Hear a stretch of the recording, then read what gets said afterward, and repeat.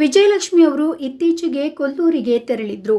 ಮೂಕಾಂಬಿಕಾ ದೇವಿಯ ಎದುರು ವಿಶೇಷ ಪೂಜೆಯನ್ನ ಮಾಡಿಸಿದ್ರು. ಅಲ್ಲದೆ ನವಚಂಡಿಕಾ ಹೋಮವನ್ನ ಕೂಡ ಮಾಡಿಸಲಾಗಿತ್ತು. ಪೂಜೆಯ ಸಂದರ್ಭದಲ್ಲಿ ತೆಗೆದುಕೊಂಡು ಬಂದ ಪ್ರಸಾದವನ್ನ ಜೈಲಿಗೆ ತಂದಿದ್ದಾರೆ ವಿಜಯಲಕ್ಷ್ಮಿ. ಜೈಲಿನಲ್ಲಿರುವ ದರ್ಶನ್ಗೆ ಅಲ್ಲಿನ ಜೀವನ ಸಾಕಾಗಿ ಹೋಗಿದೆ. ಜೈಲಿನ ಊಟ ಸೇರ್ತಾ ಇಲ್ಲ. ಬ್ಯಾಂಕ್ ಬ್ಯಾಲೆನ್ಸ್ ಕೋಟಿ ಇದ್ರೂ ಅದು ಪ್ರಯೋಜನಕ್ಕೆ ಬರ್ತಾ ಇಲ್ಲ. ರೇಣುಕಾಸ್ವಾಮಿ ಕೊಲೆ ಕೇಸ್ನಲ್ಲಿ ಯಾಕಾದರೂ ಸಿಲುಕಿಕೊಂಡೇನೋ ಎನ್ನುವ ಪಶ್ಚಾತ್ತಾಪ ಅವರನ್ನ ಬಹುವಾಗಿ ಕಾಡ್ತಾ ಇದೆ. ಈ ಮಧ್ಯೆ ದರ್ಶನ್ ಭೇಟಿ ಮಾಡಲು ಪತ್ನಿ ವಿಜಯಲಕ್ಷ್ಮಿ, ಮಗ ವಿನೀಶ್ ಮತ್ತು ಸಹೋದರ ದಿನೇಶ್ ಜೈಲಿಗೆ ತೆರಳಿದ್ದಾರೆ. ಈ ವೇಳೆ ಮಗನನ್ನ ತಬ್ಬಿ ದರ್ಶನ್ ಹಗುರಾಗಿದ್ದಾರೆ. ಇದೇ ವೇಳೆ ದರ್ಶನ್ಗೆ ಪ್ರಸಾದವನ್ನ ನೀಡಿದ್ದಾರೆ ವಿಜಯಲಕ್ಷ್ಮಿ. ಇತ್ತೀಚೆಗೆ ವಿಜಯಲಕ್ಷ್ಮಿ ಅವರು ಕೊಲ್ಲೂರಿನ ಮೂಕಾಂಬಿಕಾ ಸನ್ನಿಧಾನದಲ್ಲಿ ನವಚಂಡಿಕಾ ಹೋಮವನ್ನ ಮಾಡಿಸಿದ್ರು. ಚಾಲೆಂಜಿಂಗ್ ಸ್ಟಾರ್ ದರ್ಶನ್ ಅವರು ಸದ್ಯ ಪರಪ್ಪನ ಅಗ್ರಹಾರ ಸೆಂಟ್ರಲ್ ಜೈಲಿನಲ್ಲಿದ್ದಾರೆ. ಜೂನ್ 22ರಿಂದ ವಿಚಾರಣಾಧೀನ ಕೈದಿಯಾಗಿ ಜೈಲಿನಲ್ಲಿರುವಂತಹ ದರ್ಶನ್ಗೆ ಅಲ್ಲಿನ ಊಟ ಹೋಗ್ತಾ ಇಲ್ಲ. ಆ ಕಾರಣಕ್ಕಾಗಿ ಮನೆ ಊಟ ಬೇಕಂತ ಮನವಿಯನ್ನ ಸಲ್ಲಿಸಿದ್ರು. ಆದರೆ ಈ ಸಂಬಂಧ ನಿನ್ನೆ ಹೈಕೋರ್ಟ್ನಲ್ಲಿ ವಿಚಾರಣೆಯನ್ನ ನಡೆಸಲಾಯಿತು. ಆದರೆ ಅಂತಿಮವಾಗಿ ಸಲ್ಲಿಸಿದ್ದ ಅರ್ಜಿಯನ್ನೇ ವಾಪಸ್ ಪಡೆಯಲಾಗಿದೆ. ಜೈಲಿನಲ್ಲಿ ತಮಗೆ ಮನೆ ಊಟ, ಹಾಸಿಗೆ, ಪುಸ್ತಕಗಳು ಬೇಕು ಎಂದು ನಟ ದರ್ಶನ್ ಅವರು ಈ ತಿಂಗಳ ಆರಂಭದಲ್ಲೇ ಹೈಕೋರ್ಟ್ಗೆ ಅರ್ಜಿಯನ್ನ ಸಲ್ಲಿಸಿದ್ರು. ಆದರೆ ಅದರ ವಿಚಾರಣೆಯನ್ನ ನಡೆಸಿ ಮ್ಯಾಜಿಸ್ಟ್ರೇಟ್ ಕೋರ್ಟ್ಗೆ ಈ ಒಂದು ಅರ್ಜಿಯನ್ನ ವರ್ಗಾವಣೆ ಮಾಡಲಾಗಿತ್ತು. ಈಗ ಮ್ಯಾಜಿಸ್ಟ್ರೇಟ್ ಕೋರ್ಟ್ನಲ್ಲಿ ನಡೆದ ವಿಚಾರಣೆಯ ವೇಳೆಯಲ್ಲಿ ದರ್ಶನ್ ಸಲ್ಲಿಸಿದ್ದ ಅರ್ಜಿ ವಜಾಗೊಳಿಸಲಾಗಿತ್ತು.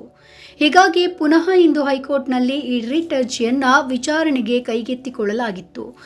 ಆದರೆ ಈ ಬಾರಿ ದರ್ಶನ್ ಪರ ವಕೀಲರೇ ಅರ್ಜಿಯನ್ನ ವಾಪಸ್ ಪಡೆದುಕೊಂಡಿದ್ದಾರೆ. ಮ್ಯಾಜಿಸ್ಟ್ರೇಟ್ ಕೋರ್ಟ್ ಆದೇಶವನ್ನ ಪ್ರಶ್ನಿಸಲು ಹೊಸದಾಗಿ ಅರ್ಜಿಯನ್ನ ಸಲ್ಲಿಸಬೇಕಾಗಿದೆ. ಈ ಕಾರಣಕ್ಕಾಗಿ ಅರ್ಜಿಯನ್ನ ಹಿಂಪಡೆಯಲು ಅನುಮತಿಯನ್ನ ನೀಡುವಂತೆ ಹೈಕೋರ್ಟ್ಗೆ ಹಿರಿಯ ವಕೀಲ ಪ್ರಭುಲಿಂಗ್ ಅವರು ಮನವಿಯನ್ನ ಮಾಡಿದ್ರು. ನ್ಯಾಯಮೂರ್ತಿ ಹೇಮಂತ್ ಚಂದನ್ ಗೌಡರ್ ಅವರಿದ್ದ ಹೈಕೋರ್ಟ್ ಪೀಠವು ಹೊಸದಾಗಿ ಅರ್ಜಿಯನ್ನ ಸಲ್ಲಿಸಲು ಅವಕಾಶವನ್ನ ನೀಡಿ ರಿಟ್ ಅರ್ಜಿಯನ್ನ ಹಿಂಪಡೆಯಲು ಅರ್ಜಿದಾರರಿಗೆ ಅನುಮತಿಯನ್ನ ನೀಡಿ ಎಂದು ಆದೇಶಿಸಿದೆ. ರೇಣುಕಾಸ್ವಾಮಿ ಕೊಲೆ ನಡೆದು 2 ತಿಂಗಳಾಗ್ತಾ ಬಂತು. ಈಗಾಗಲೇ ಕೆಲ ನಟ ನಟಿಯರು ಹಾಗೆ ನಿರ್ದೇಶಕರು ದರ್ಶನ್ ರವರನ್ನ ಭೇಟಿ ಮಾಡಿದ್ದಾರೆ. ಇನ್ನು ದರ್ಶನ್ ಪತ್ನಿ ವಿಜಯಲಕ್ಷ್ಮಿ, ಮಗ ವಿನೀಶ್, ಸಹೋದರ ದಿನೇಶ್ ತೂಗುದೀಪ್ ಅವರು ದರ್ಶನ್ ಅವರನ್ನ ಭೇಟಿ ಮಾಡಿದ್ರು. ಈಗ ನಟ ರಾಜ್ ಬಿ ಶೆಟ್ಟಿ ಅವರಿಗೆ ದರ್ಶನ್ ಅವರನ್ನ ಯಾವಾಗ ಭೇಟಿ ಮಾಡ್ತೀರಾ ಎಂಬ ಪ್ರಶ್ನೆ ಎದುರಾಗಿತ್ತು. ಅದಕ್ಕೆ ರಾಜ್ ಬಿ ಶೆಟ್ಟಿ ಅವರು ನೀಡಿದ ಉತ್ತರ ಅನೇಕರ ಗಮನವನ್ನ ಸೆಳೆದಿದೆ.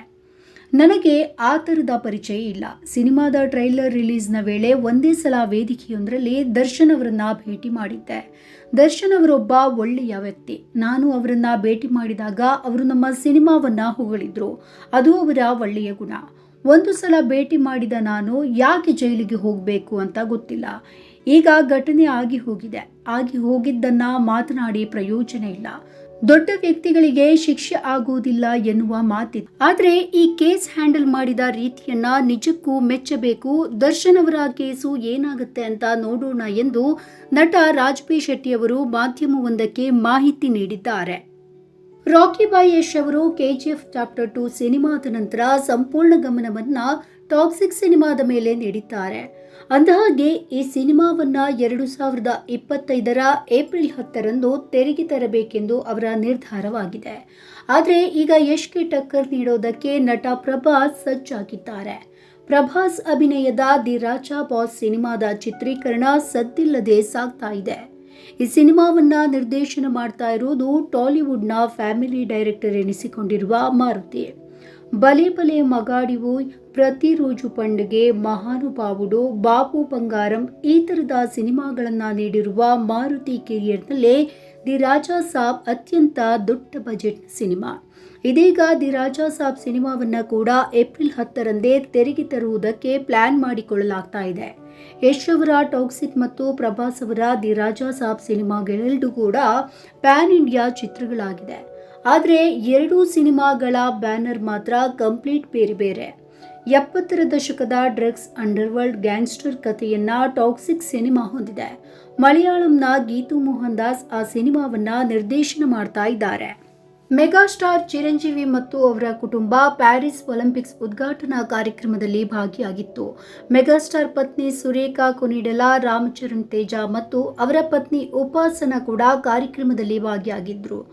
ಆಂಧ್ರ ತೆಲಂಗಾಣದ ಅಥ್ಲೆಟಿಕ್ಗಳ ಜೊತೆ ಭಾರತದ ಹಲವು ಅಥ್ಲೆಟಿಕ್ಗಳು ಕೂಡ ಭೇಟಿಯಾಗಿದ್ದಾರೆ. ಮೆಗಾಸ್ಟಾರ್ ಚಿರಂಜೀವಿ ಮತ್ತು ಅವರ ಪತ್ನಿ ಸುರೇಖಾ ಒಲಿಂಪಿಕ್ಸ್ ಕ್ರೀಡಾ ಜ್ಯೋತಿಯನ್ನ ಹಿಡಿದು ಸಂಭ್ರಮಿಸಿದ್ರು. ಇದರ ಜೊತೆಗೆ ಮತ್ತೊಂದು ವಿಶೇಷ ಅಂದ್ರೆ ಚಿರಂಜೀವಿ ಮತ್ತು ಕುಟುಂಬ ಭಾರತದ ಆಟಗಾರರಿಗಾಗಿ ದೊಡ್ಡ ಬ್ಯಾಗ್ನಲ್ಲಿ ಮನೆ ಊಟವನ್ನ ಕೊಂಡೊಯ್ದಿದ್ದಾರೆ. ದಕ್ಷಿಣ ಭಾರತದವರಿಗೆ ಉಪ್ಪಿನಕಾಯಿ, ರಸಂ, ಪುಳಿಯೋಗರೆ, ಉಪ್ಪಿಟ್ಟುಗಳು ಮನೆ ಊಟದಂತೆ. ಹಾಗೆ ಪ್ಯಾರಿಸ್ನಲ್ಲಿ ಇವೆಲ್ಲ ಸಿಗಬೇಕಲ್ಲ. ಹೀಗಾಗಿ ಚಿರಂಜೀವಿ ಮತ್ತು ಕುಟುಂಬದವರು ಇಲ್ಲಿಂದಲೇ ಉಪ್ಪಿನಕಾಯಿ, ಪುಳಿಯೋಗರೆ, ಉಪ್ಪಿಟ್ಟು, ರಸಂ ಮಿಕ್ಸ್ಗಳನ್ನು ದೊಡ್ಡ ಬ್ಯಾಗ್ನಲ್ಲಿ ತುಂಬಿಕೊಂಡು ಪ್ಯಾರಿಸ್ಗೆ ಕೊಂಡೊಯ್ದಿದ್ದಾರೆ. ಅಲ್ಲಿನ ಭಾರತೀಯ, ಅದರಲ್ಲೂ ದಕ್ಷಿಣ ಭಾರತದ ಆಟಗಾರರಿಗೆ ಅವುಗಳನ್ನೆಲ್ಲ ಉಚಿತವಾಗಿ ನೀಡಿದ್ದಾರೆ. ಚಿರಂಜೀವಿ ಕುಟುಂಬದ ಈ ಸತ್ಕಾರ್ಯಕ್ಕೆ ಭರಪೂರ ಜನಬೆಂಬಲ ವ್ಯಕ್ತವಾಗಿದೆ.